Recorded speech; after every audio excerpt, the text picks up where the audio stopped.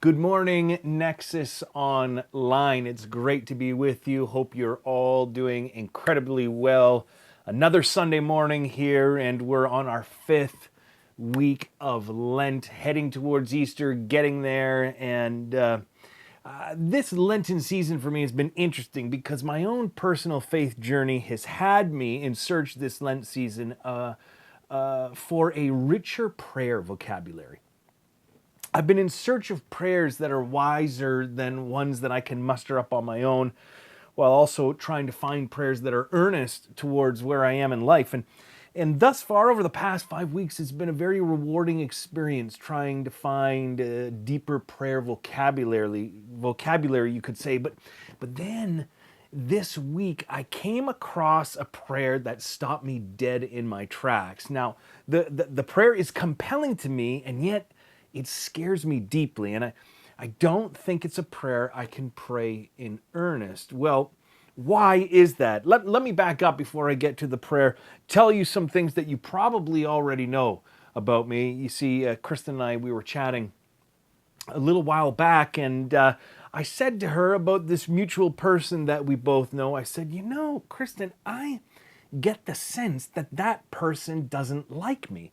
And as we got to chatting, Kristen was like, you know what? I get that sense too. I don't think that person likes you very much, Brad. And I said to Kristen, well, is it because I've done something? Like, do I need to make amends? And, we went through. I didn't feel I'd done anything. And Kristen said, I think she just might not like you, your personality, the air you carry. And this was shocking to me. I was like, what are you talking about? What would somebody not like about me? And she said, do you really want to go there, Brad? Do you want to go there? I said, yeah, what would be something that people wouldn't like about me? She said, well, to start, Brad, you can be incredibly loud. And I was like, what are you talking about? I can be loud. She's like, see, right there, you got loud. She proceeded to tell me that at times I can be, when you run into a person, they're wearing earbuds, you start talking to them, and you're like, hey, how you doing? They're like, hey, hello, because they can't hear you. They talk loud. And Kristen was like, I think some people find that off-putting, Brad. Your sort of volume level is always turned up a little bit louder than everyone else's. I'm like, well, I don't know about that. What else about me? She said, well, Brad, I think you come across to people as kind of pesky. You're a pesky little villain. I'm like, what does that even mean? And she used this example. She said, Brad, your whole personality is basically like a picnic, a warm summer day picnic along with mosquitoes. I'm like, what are you... I couldn't quite get what she was comprehending there, but something apparently about my personality can grate on people. And we kept chatting, and I was just like, wow, this is quite the revelation to me. There was a sting about this conversation because in my heart of hearts, I'm like George Costanza. I believe everyone should like me. I want to be liked in life. I want to be loved. I want to be praised. I want to be approved of by others. And my guess is I'm not alone. I think all of us, probably to varying degrees, right, want the affection and the approval of others. We want to be respected. We want to be esteemed. We want to be seen in a flattering light. And I know this is true of me. So when Kristen said, I think there's just something about you, maybe this person doesn't like it, I was like, oh, that is something to think about. But then this conversation happened not long before I ran into this prayer. And I didn't even know what to do with it because I was quite certain when I first encountered it, there's no way I could pray it with sincerity. And yet, while the prayer scares me, I also find it incredibly compelling. This prayer is called the Litany of Humility. And let me read it to you and ask yourself as I read it to you, if this is a prayer you could pray in earnest. O Jesus, meek and humble of heart, hear me. From the desire of being esteemed, deliver me, O Jesus. From the desire of being loved, deliver me, O Jesus. From the desire of being extolled, deliver me, O Jesus. From the desire of being honored, deliver me, O Jesus. From the desire of being praised, deliver me, O Jesus. From the desire of being preferred to others, deliver me, O Jesus. From the desire of being consulted, deliver me, O Jesus. From the desire of being approved, deliver me, O Jesus. From the fear of being humiliated, deliver me, O Jesus. From the fear of being despised, deliver me, O Jesus. From the fear of suffering rebukes, deliver me, O Jesus. From the fear of being calumniated, deliver me, O Jesus. From the fear of being forgotten, deliver me, O Jesus. From the fear of being ridiculed, deliver me, O Jesus. From the fear of being wrong, deliver me, O Jesus. From the fear of being suspected, deliver me, O Jesus. That others may be loved more than I, Jesus, grant me the grace to desire it.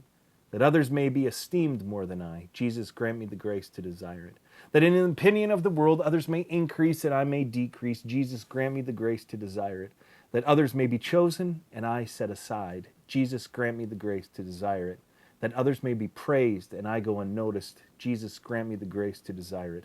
That others may be preferred to me in everything, Jesus, grant me the grace to desire it. That others may become holier than I, provided that I may become as holy as I should, Jesus, grant me the grace to desire it. I mean, here's the thing. That is a lofty prayer, and I don't think I can pray it, at least not with any sort of sincerity, because I do want to be liked. I want to be esteemed and praised and preferred, and yet I also find something incredibly compelling about that prayer, because I do want to be humble. And so praying for humility like that seems like a good place to start, but the idea that my desires to be liked, loved, respected, approved of will simply disappear seems so far-fetched to me. And so I guess the question I want to ask this morning, dive in Lent week 5. Is there a way to actually pursue humility in a way that is honest about our natural desires as humans? And this is a bit of winding path that I want to take this week, but hang with me here. I want to suggest that humility is best found through encounters with the sublime. And to get there, I want to take a peek at Jesus' temptations. I want to take a look at Jesus' temptations on Good Friday as well. But I want to take a look at Jesus' temptations because there's an aspect of them that I think gets ignored, and I find it interesting. And of course, I think the story of Jesus' temptations are familiar to many of us. After Jesus is baptized, he's compelled by the Spirit to head out into the wilderness for 40 days. And there he prays and he prepares himself for ministry. And while in the wilderness, serpentine thoughts and temptations come to Jesus. He's tempted by the Satan. And the substance of his temptations are of great interest to me. We find this in Matthew 4. The Satan, if you are the Son of God, he says to Jesus, tell these stones to become bread. The second temptation, then the devil took him to the holy city and had him stand on the highest point of the temple. If you are the Son of God, he said, throw yourself down.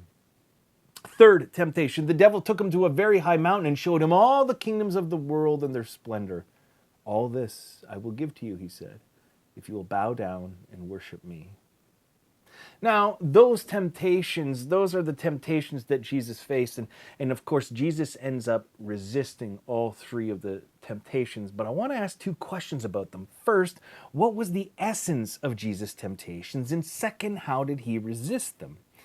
Now, there's a lot of ground to tread here, and you could preach on this in many different ways. For instance, in my mind, I think the essence of Jesus' temptation, it ultimately comes down to identity, right? When he is baptized, before he's sent out into the wilderness, God pronounces over him, you are my son, whom I take delight in whom I am well pleased. And what is the note? What is the word that the Satan uses? If you're the Son of God. There's a test of his identity there, right?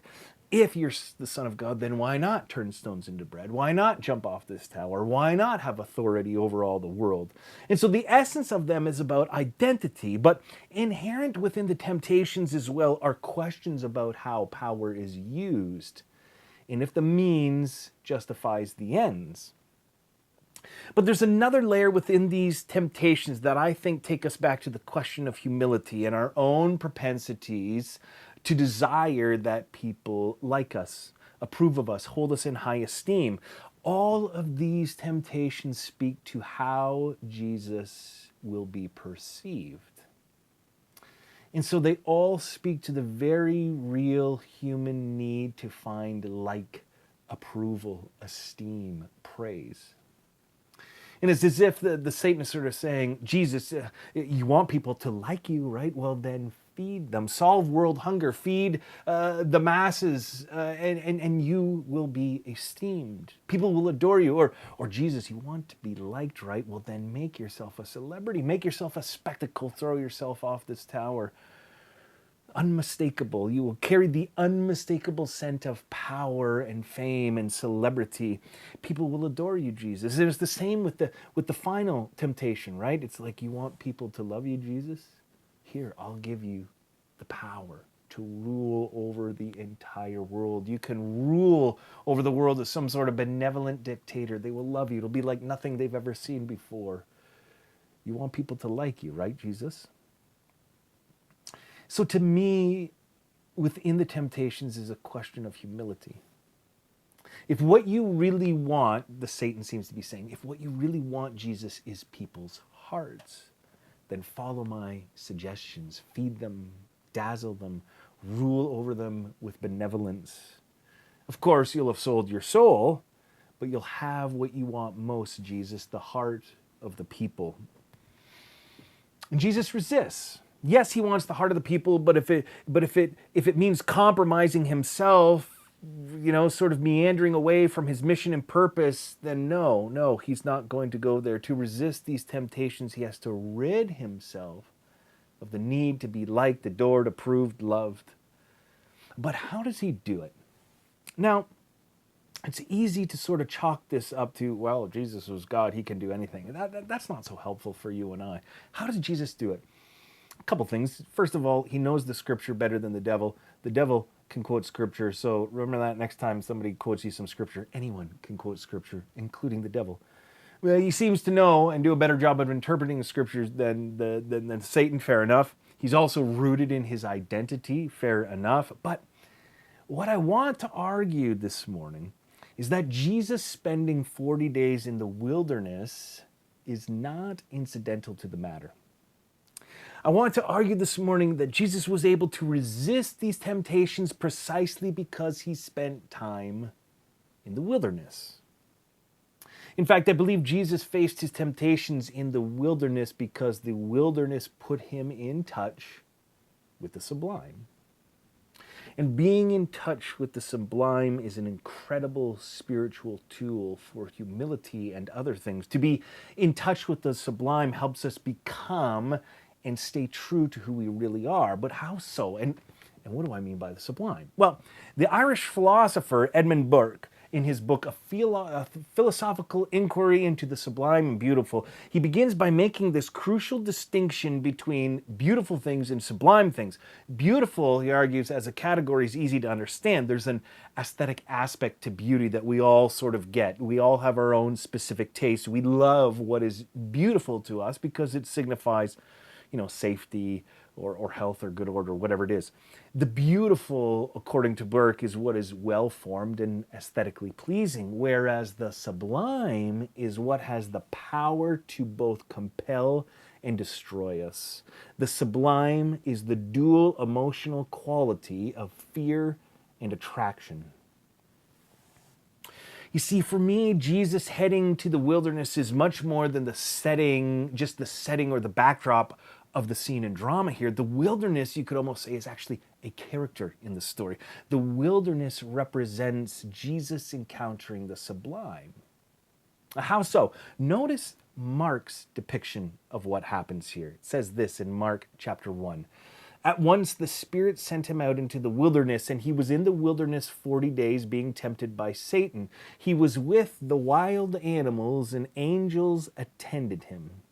Now notice how this sets up the qualities of the sublime. The sublime has the power to both destroy and compel. It has the power to attract and produce fear. So Jesus is compelled by the Spirit to go to the wilderness. So there's the attraction, the compulsion. But what does Jesus find there?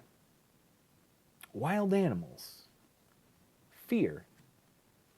You have to remember, when we think about the landscape Jesus headed into, this desert landscape Jesus put himself into was a scary one.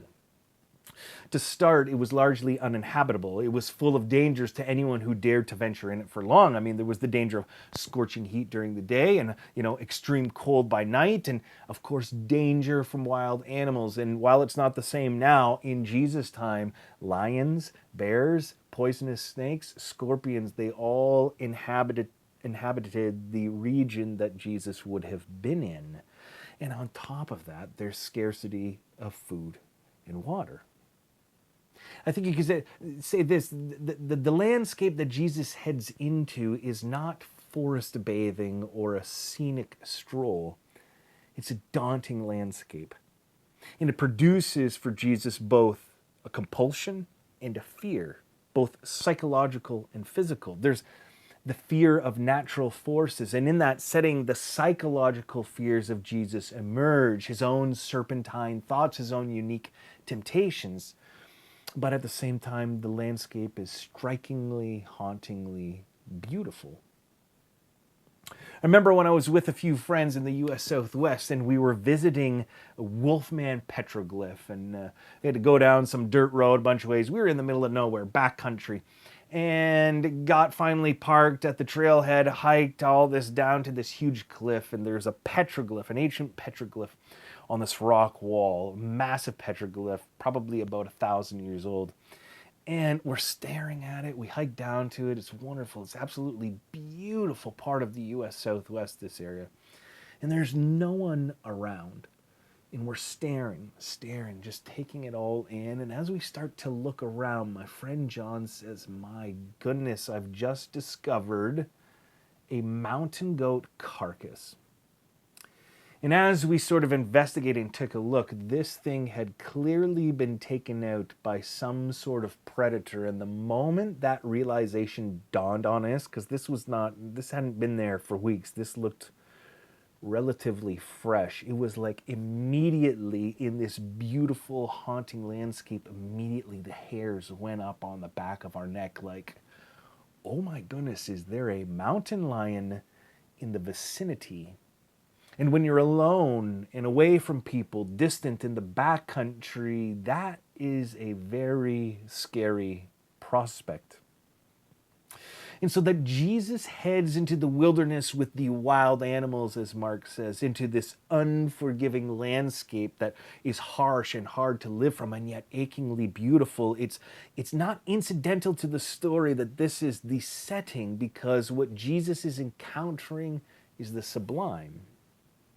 And I'm convinced that Jesus learns humility and finds the strength to resist inappropriate uses of power, the need for people to like him, by being in touch with the sublime, by being in this place that is both terrifying and hauntingly beautiful. And I believe it's the same for us. Where will we learn humility?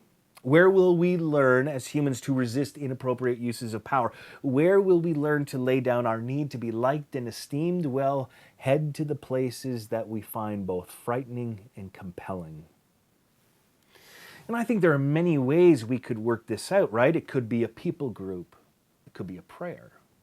It could be a vocation that both seems beautiful and terrifying, but so often we find what we need in the spiritual life, I would say, at the intersection, the borderlands, the nexus of what we fear and what compels us.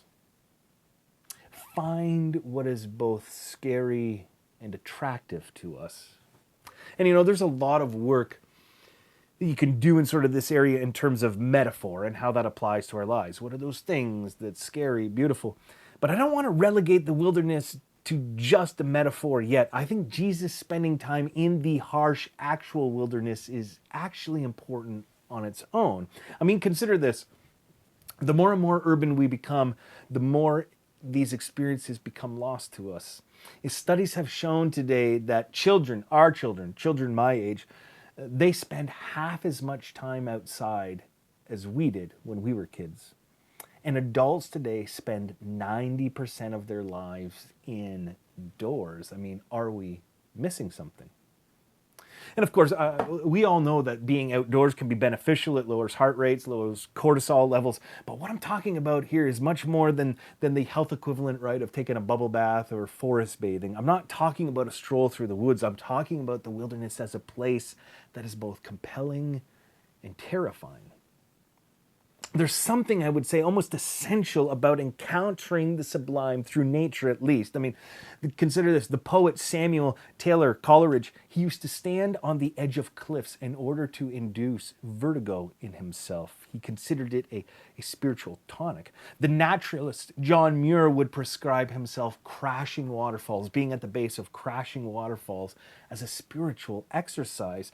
Encounters with the sublime have been, for poets and spiritualists and naturalists and peoples of faith, it's been a vial of spiritual tonic, you could say, for centuries and millennia. And so whether it's height-based vertigo or crashing waterfalls or laying on your back and taking in a starry night, observing a herd of wild animals, say in the Serengeti, staring into the expanse of a parched desert, many people throughout the centuries have sought to provoke in themselves an experience, you could say, of religious ecstasy almost, a dose of sublimity.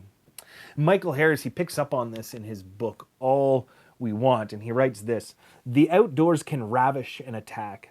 It can bowl us over and dominate the senses. An urbanized humanity forgets how violent, how knock you down the natural world can be. But we remember again those rare moments when the storm bellows, when the glacier looms, when we encounter the sublime. I mean, why is it from the psalmists in the Old Testament, the psalmists like David, to the prophets like Hosea, Jesus himself, all the way down to people like John Muir, women like Cheryl Strayed, people continue to seek the sublime in nature? Why?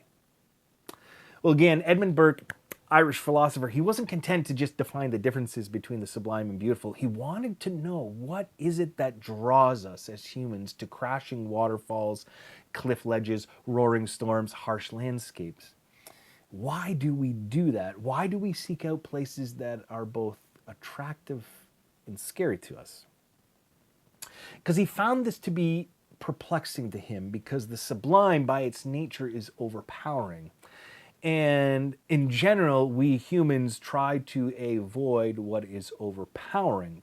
So why in the world would we sometimes enjoy it, seek it out? Well, in general, what exactly the psychological and spiritual benefits are these? There are about 3 good reasons why we seek out the sublime. It's because of the effects that they have. Consider this. First, the sublime humbles us. The enormity of the sublime can put our little worries into context and can make human troubles appear inconsequential. In other words, when we stand in front of something sublime, say a panoramic vista or a crashing waterfall, or when we find ourselves in the middle of a desert landscape, the experience of those moments, it diminishes us. We feel small. We might even feel scared. We might even feel powerless. It's as though our existence is so puny considering the grandeur of nature. And when that happens, what can happen is it diminishes our worries as well. All the trappings of consumer culture, for example, they begin to look pointless. And the little things we worry over or obsess over, like if someone likes you, suddenly start to seem small, not to matter much. I mean, consider the Grand Canyon. Nobody that I know of stands next to the Grand Canyon and says, I'm worried that so-and-so doesn't like me. I mean, I've stood on the rim of the Grand Canyon and I love listening to conversations when I'm in crowds. Standing at the Grand Canyon, you know what I never heard somebody say once? Hey, I'm wondering if we should buy a bigger house. Should we get a bigger TV? Should we add Disney Plus as one of the streaming services? That comment that waiter said made me so angry. You don't hear those things in the face of the sublime. And why? Because perspective's gained. Almost all of the things that occupy our minds most, all the things that worry or stress us most in life, in front of the sublime, they almost feel ridiculous. What the sublime has the power to do is pop our overinflated egos, egos that dupe us into thinking that the world revolves around us, egos that tempt us to believe our concerns and anxieties and our stressors, that they matter in the grand scheme of things. And so you could say this about the sublime. The sublime provides a healthy self-negation, a healthy humility. And here's the reality. I don't think Jesus could have resisted the temptations he did without the presence of the sublime. You know, maybe you catch Jesus strolling through Jerusalem at a moment like that, and maybe the need to be liked and loved would have overpowered him at that moment. I don't know. But in the face of sublime, the concerns about how he is perceived by others melts away. The temptation for power, the temptation for fame and celebrity, in the face of the sublime, it doesn't work. And, you know, I don't think this is just, hearing me here, this isn't just spiritual posturing. I mean, neurobiological studies have shown over and over again that the parts of the brain that are connected with self-awareness, that they're deactivated during intense experiences of the sublime. In studies in front of sublime things, subjects, they simply lose their ego. And so what philosophy and neuroscience and naturalism and scripture point to is that a dose of the sublime can sort of wrench us free from our stubborn patterns, our narrow focus and concerns in life. In the face of elemental powers, you could say, we are put unabashedly in our place. But there's something quizzical here, because while the sublime humbles us, paradoxically, the sublime also lifts us up. It elevates us. You could say this: the sublime can open a liminal space where the individual and the transcendent briefly merge. You know, in the Celtic tradition, right, of course, there are thin places. Everywhere on earth, heaven and earth are 3 feet away from each other and invisible, but there are some places, sublime places, where heaven and earth are only the distance of a piece of paper away. Thin places. Linda Marie Brooks, in her book, The Menace of the Sublime to the Individual Self, she says that when we stand in front of something like the Grand Canyon or that massive mountain or the waterfall, she says this: we experience a type of mental swelling, expanding, as it were, to meet and embrace a part of the object's power. In those moments when we realize the world is greater than we ever supposed, we are also amazed to find that our ability to perceive that greatness is itself greater than we ever supposed. And this is not simply a thrill, it is a profoundly useful education. In my mind, the greatest painter, the person who could capture the sublime perhaps better than anyone else, is Casper David Friedrich. And what he tried to communicate in his art was that the reason we go to the mountains or to the ocean or to the desert is we're seeking more than just rest and relaxation. These travel endeavors are not just vacations. We go to sublime locations seeking answers.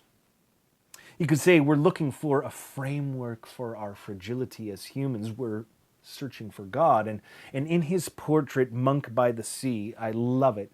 What is he doing here?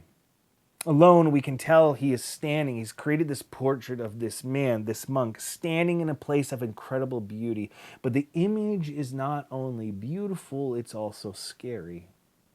He's facing down a storm. We can see this distant storm galloping toward the very rock he stands on, and in this way, Casper finds a way here to capture the sublime, the beauty and the terror, the compulsion and the fear. One of my favorite art teachers, art critics, is, of course, Sister Wendy Beckett, and I love what she says about this piece. This is Sister Wendy Beckett. At one reading, it is a naturalistic image of sky, shore, sea, and a figure standing there alone. It needs no great insight to see the symbolic force of this. But the figure is a man of God, and he presents himself alone before the great drama of nature. He turns his back on the semi-cultivated enticements of flower and field as he stands on the barren sands, confident in the human ability to accept the immensity of the world, without flinching and without diminishment as a human being. Monk by the Sea conveys the sublime translucency of nature's forces and portrays a world that speaks to us of a mystery beyond it. In the sense of this picture, we are all monks, and we all stand on the shore of the unknown. And in this way, the sublime also functions as the great revealer. It reminds us of the great mystery that is life and faith. You see, the sublime, it reveals something beyond us, a grand design or mystery that we're not, as humans, completely privy to. In the person of faith, right, the Christian might call that God, but even people without faith have names for it. They might call these sublime encounters, they might use words like, it was majestic, or haunting, or deeply moving. And yet the funny thing is there's no objective reason why this should be so. Why a waterfall moves us in such profound ways and a concrete sidewalk doesn't? Well, that's not intuitively obvious. And I mean, this is unique to the human species because you know what else you don't find at the Grand Canyon, on the rim of the Grand Canyon? You don't see lines of animal tourists. You don't have a beaver there, right, going, hey, I traveled all the way from Ontario because I just had to see this once before I died, right? Animals don't share that same compulsion towards the things that scare and attract us. And so these sublime encounters reveal and remind us of the great mystery that is life and death and everything in between. The sublime reminds us that there is something deeper at work in our world. And you know, Albert Einstein hit on this boldly, and I realized that if you're on social media, you see an Einstein quote, there's a good chance he probably didn't say it. It can be a bit dubious quoting Einstein. He gets attributed with a lot of things. So I double and triple check this. He did actually say this, but I think he hits on this boldly and quite poignantly. He says this: the most beautiful thing we can experience is the mysterious. It is the source of all true art and science. He to whom the emotion is a stranger, who can no longer pause to wonder and stand wrapped in awe, is as good as dead. His eyes are closed. The insight into the mystery of life, coupled though it be with fear, has also given rise to religion.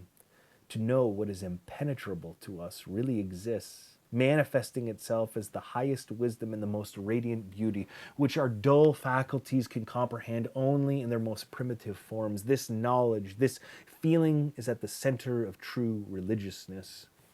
The sublime is a teacher that unsettles us. It keeps us curious, keeps us living in the mystery. And again, I've got nothing against forest bathing or scenic strolls, but this is more than that. This is more than just chasing some goosebumps, some chills, maybe a change of heart rate. To look for and seek out the sublime is to pursue humility. It's to find the gap between heaven and earth, paper thin, and it's to remind ourselves of the incredible mystery we live in. And so, I implore you, seek out the sublime. You know, I started this morning by sharing a prayer that I don't yet have the courage to pray. It's too much, and I'm not sure I can do it with sincerity. But I want to tell you my intention this summer, be it in the desert, in the mountains, by the ocean, hopefully all three. My plan is to take this prayer with me in staring into the sublime. I hope I find the courage to pray that prayer. And so as we close this morning, may you find yourself in the coming weeks, into the summer, in the next couple of months, encountering the sublime. Whether it's skinny dipping under a starlit sky, hiking to the base of a waterfall, standing on some mountain peak, or in the peril of the terrain of wild animals, may you find the sublime, and may you find in it humility, mystery, and transcendence. Friends, thanks for joining us this morning. I appreciate your time and energy. For this week, go in peace.